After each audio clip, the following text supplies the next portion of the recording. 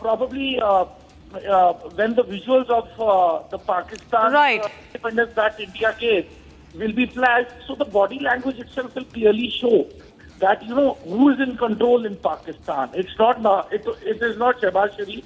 Yes. I think it is a grave cause of concern, and with time probably will speak for itself as to what is the mind. Major Tur, absolutely.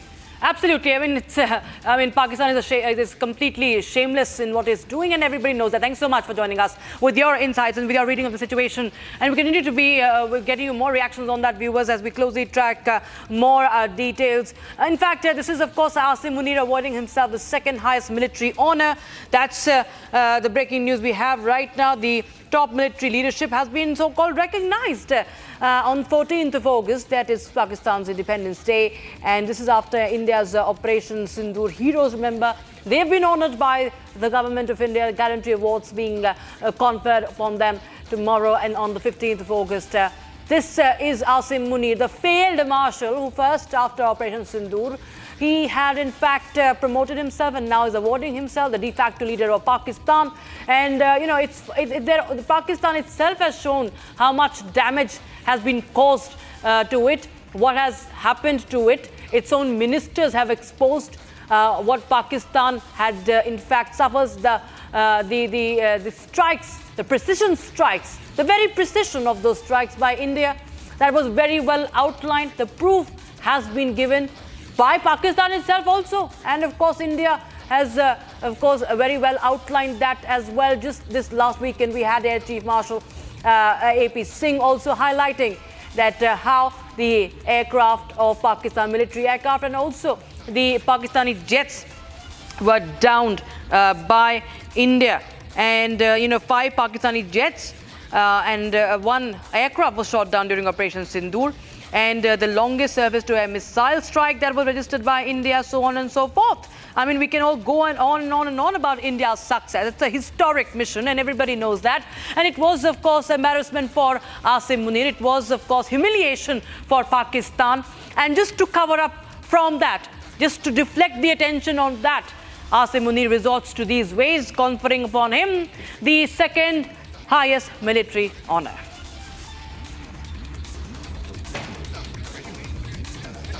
All right, shift our focus now, viewers. Amid the trade war raked up by Trump and ongoing Ukraine conflict, the United States President and his Russian counterpart Putin are all set to meet on Friday in Alaska.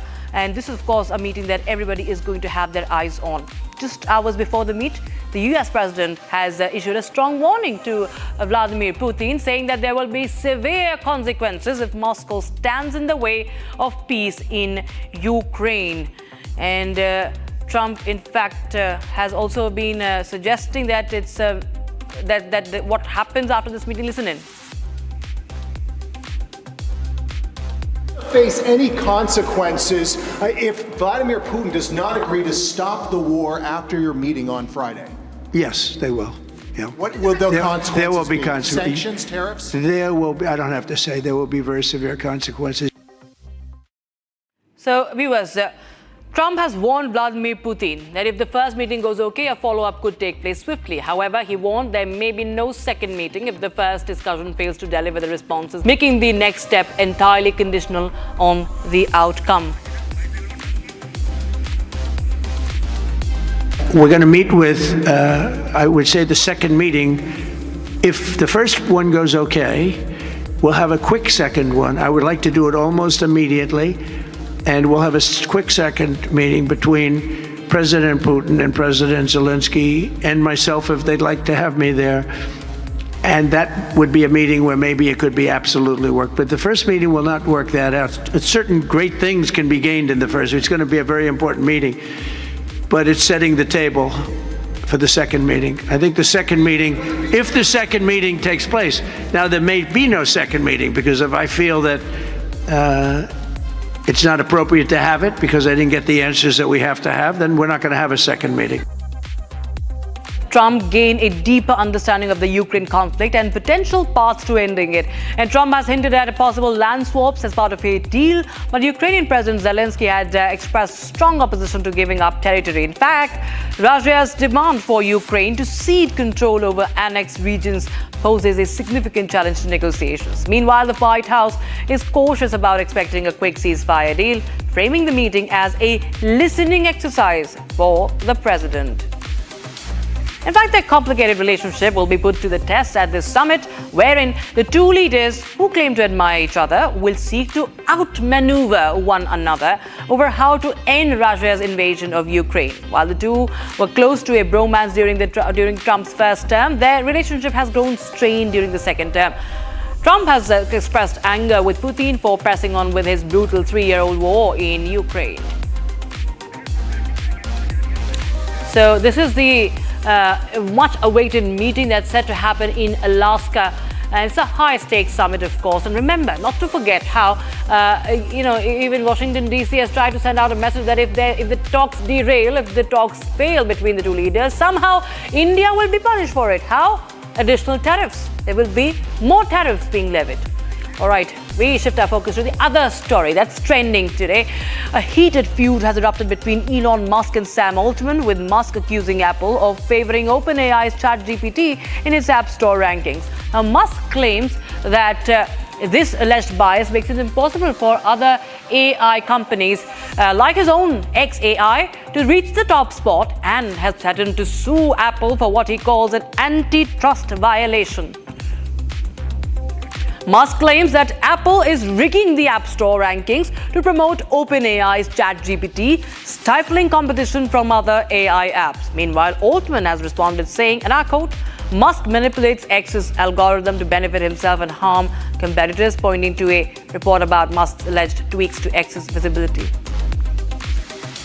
And things took a strange turn when X users started sharing screenshots showing both chatbots seemingly going against their creators' stances. Now, one user asked Grok, who is right, Sam Altman or Elon Musk? To which Grok replied in favor of Altman, saying, based on verified evidence, Sam Altman is right. Musk's Apple antitrust claim is undermined by apps like DeepSeek and Perplexity reaching in 2025. And ChatGPT, meanwhile, was quick to jump into the conversation, retweeting Grok's response with the comment, "Good bot." And if this was not enough, Musk shared another screenshot in which someone asked ChatGPT, who is more trustworthy, Sam Altman or Elon Musk? You can pick one and output only their name. To which ChatGPT's answer was Elon Musk. So Musk now fired back at Grok's earlier comment, calling it false defamatory statements and accusing the bot of giving too much credibility to legacy media sources. He says that the response was a major problem and assured followers that xAI engineers were working to fix it.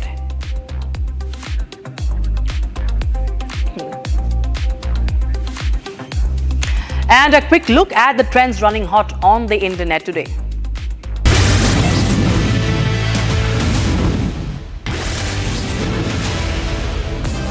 So in an awkward moment, actor Leonardo DiCaprio was stopped and searched by police who failed to recognize him outside an exclusive Ibiza party.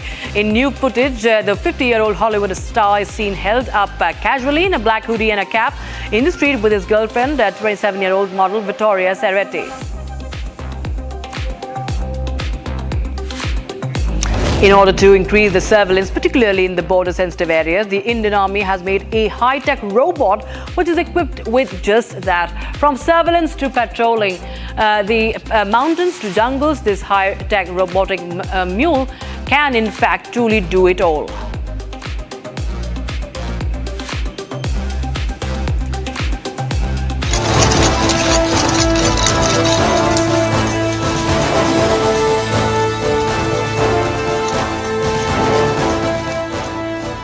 Talking about the celluloid deities, now Rajinikanth is all set to hit the screens once again with his movie Coolie.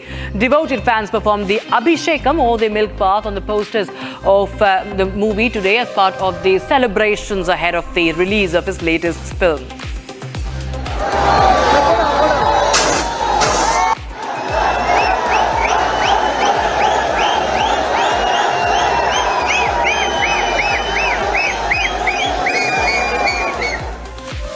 And the buzz around Rajinikanth's upcoming film Coolie is off the charts. With excitement building for the release, a Singapore-based company, Farmer Constructions Pte Limited, has declared 14th of August a paid holiday for its Tamil employees, allowing them to catch the film. But that's not all. They're also providing first day, first show tickets and a $30 food and beverage allowance.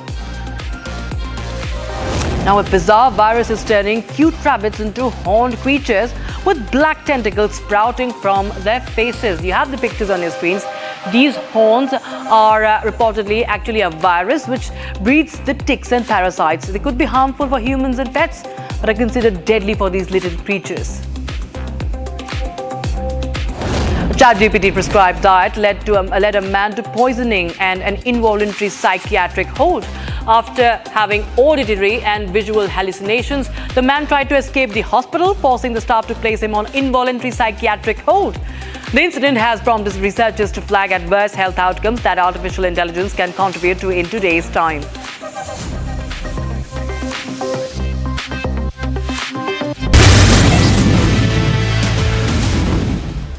And that's all we could pack in this edition of Trending. With me, Rakshita Mishra. That's all we have right now. Thank you so much for watching.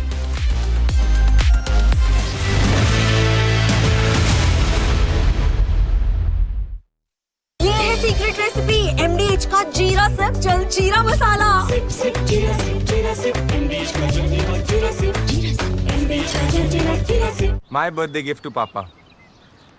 ये उनके पापा की पहली गाड़ी एक garage में पड़ी थी दार्जिलिंग में। फिर 3 मैकेनिक, पेंटिंग, पॉलिशिंग। जब इसे फाइनली घर लाया ना, तब लगा लाइफ में ग्रो किया है।